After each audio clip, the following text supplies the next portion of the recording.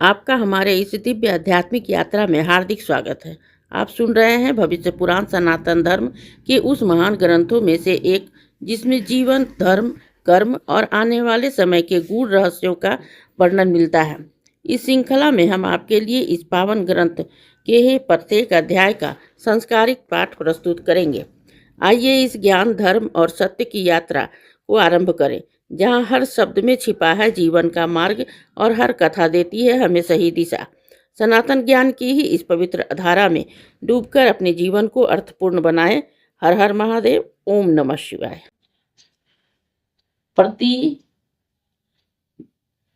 प्रतिपत कल्प निरूपण में ही ब्रह्मा जी की पूजा अर्चा की महिमा। राजा शतानिक ने कहा कि ब्राह्मण, आप प्रतिपदा तिथि में किए जाने वाले कृत्य ब्रह्मा जी के पूजन की ही विधि और उसके फल की विस्तार पूर्वक वर्णन करें। सुमंतनु मुनि बोले कि हे राजन, पूर्व कल्प में ही स्थावर जंगमात्मक संपूर्ण जगत के नष्ट हो जाने पर ही सर्वत्र जल ही जल हो गया। उस समय देवताओं में श्रेष्ठ चतुर्भुज ब्रह्मा जी प्रकट हुए। उन्होंने अनेक लोकों, देवगणों तथा विविध प्राणियों की सृष्टि की। प्रजापति ब्रह्मा देवताओं के पिता तथा अन्य जीवों के ही पितामह हैं, इसलिए इनकी सदा पूजा करनी चाहिए।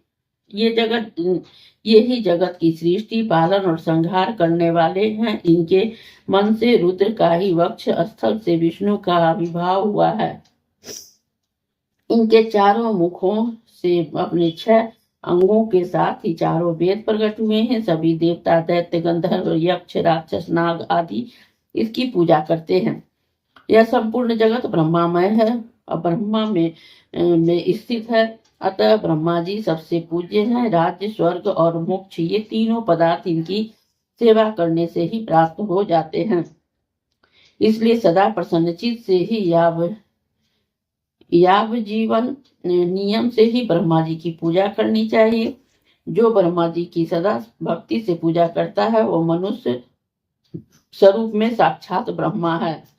ब्रह्मा जी की पूजा से ही अधिक पुण्य किसी को न समझकर सदा ब्रह्मा जी का पूजन करते रहना चाहिए। जो ब्रह्मा जी का मंदिर बनवाकर उसमें विधि पूर्वक ब्रह्मा जी की प्रतिमा की प्रतिष्ठा करता है, वह यज्ञ, तप, तीर्थ, दान आदि से फलों में भी करोड़ों गुना अधिक फल प्राप्त करता है। ऐसे पुरुष के दर्शन और स्पर्श से 21 पीढ़ी का उद्धार हो जाता है।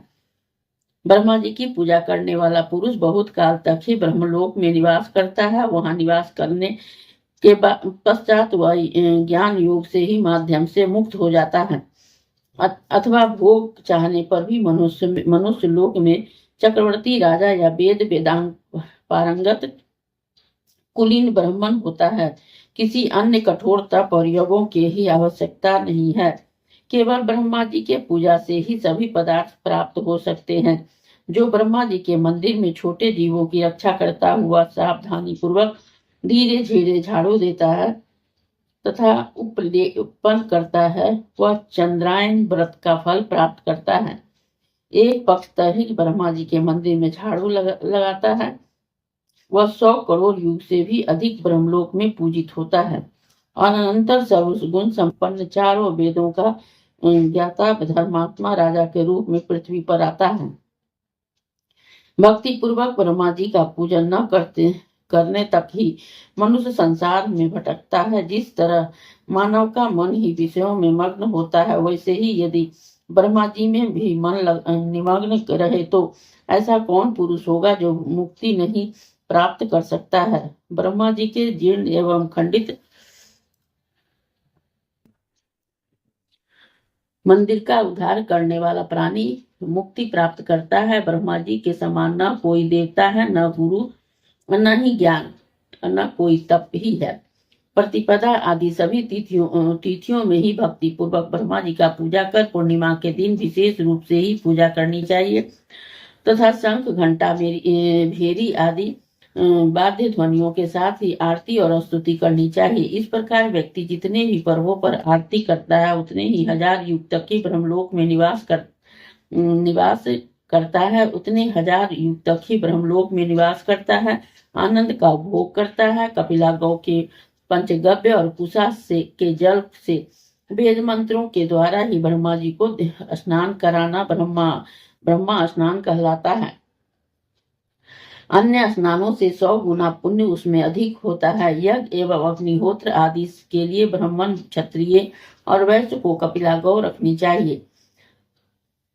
ब्रह्मा जी की ही मूर्ति का ही कपिला गाय की घृत से ही अभ्यंग करना चाहिए। इससे करोड़ों वर्षों किए गए पापों का विनाश होता है। यदि प्रतिपदा के दिन कोई एक बार भी घी से स्नान कराता है तो उसके 21 पीढ़ी का उद्धार हो जाता है। सुवर्ण वस्त्रादि से ही अलंकृत 10,000 संवत्सर गौ वेदज्ञ ब्राह्मणों को ही देने से पुण्य होता है और वही पुण्य ब्रह्मा जी को दुग्ध के स्नान कराने से प्राप्त होता है। एक बार भी दूध से ब्रह्मा जी को स्नान कराने वाला पुरुष सुवर्ण के विमान में विराजमान हो ब्रह्मलोक में पहुंच जाता है। दही से स्नान कराने पर विष्णु लोक की प्राप्ति होती है। शहद से स्नान कराने पर वीरलोक की प्राप्ति होती है। इक के रस से स्नान कराने पर सूर्यलोक की प्राप्ति होती है। शुद्धोदक से स्नान कराने पर सभी पापों से मुक्त होकर ही ब्रह्मलोक में निवास करता है। वस्त्र से छने हुए जल से ब्रह्मा जी को स्नान कराने पर सदा तृप्त रहता है और संपूर्ण विश्व उसके वशीभूत हो जाता है। सर्वोदस विधियों से ही स्नान कराने पर ब्रह्मलोक चंदन से जल से स्नान कराने पर रुद्रलोक कमल के पुष्प, नील कमल, पाटला, कनेर आदि सुगंधित पुष्पों से स्नान कराने पर ब्रह्मलोक में पूजित होता है। कपूर और अगर से जल से स्नान कराने पर या गायत्री मंत्र से 100 बार जल को अभिमंत्रित कर उस जल से स्नान कराने पर ब्रह्मलोक की प्राप्ति होती है। शीतल जल या कपिला गाय धरोष्ण दूध से स्नान कराने से, अनंतर घृत के स्नान कराने से सभी पापों से मनुष्य मुक्त हो जाता है। इन तीनों स्नानों में को संपन्न कर ही भक्ति पूर्वक पूजा करने से ही पूजन को अश्वमेघ यज्ञ का ही फल प्राप्त होता है। मिट्टी के घड़े की अपेक्षा तांबे के घट की ही ब्रह्मा जी को स्नान कराने पर 100 गुना, चांदी के घट से लाख गुना फल होता है और सुवर्ण कलश से स्नान कराने पर कोटि गुना फल प्राप्त होता है। ब्रह्मा जी के दर्शन से ही उसका स्पर्श करना श्रेष्ठ है। स्पर्श से पूजन और पूजन से घृत स्नान और अधिक फलदायक है। सभी वाचिक और मानसिक पाप घृत स्नान कराने से नष्ट हो जाते हैं। राजन, इस विधि से स्नान कराकर भक्ति पूर्वक ब्रह्मा जी का पूजा कर इस प्रकार करनी चाहिए।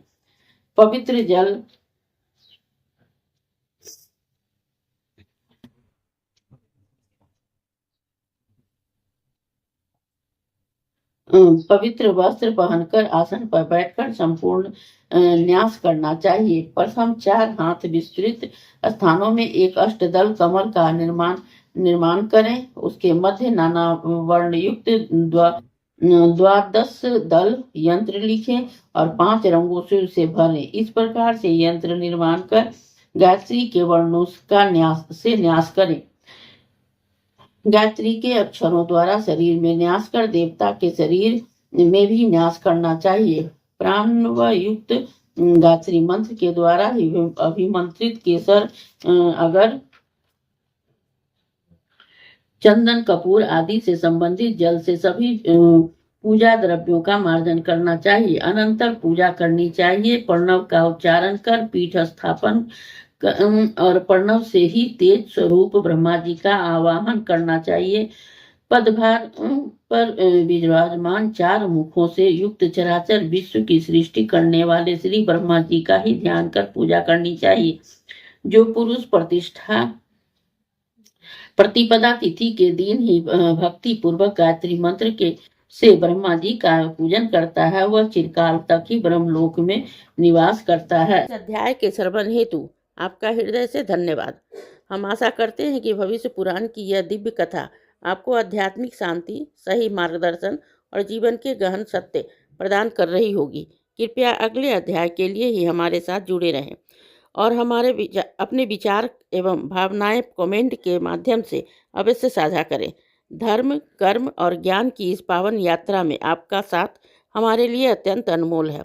हर हर महादेव। ओम नमः शिवाय। यदि यह प्रस्तुति आपको पसंद आई हो, लाइक करें, कमेंट करें, सब्सक्राइब जरूर करें, बेल आइकॉन दबाना ना भूलें ताकि अगला अध्याय आपसे छूटे नहीं। और इस पावन ज्ञान को ही शेयर करें अपने परिवार और मित्रों तक।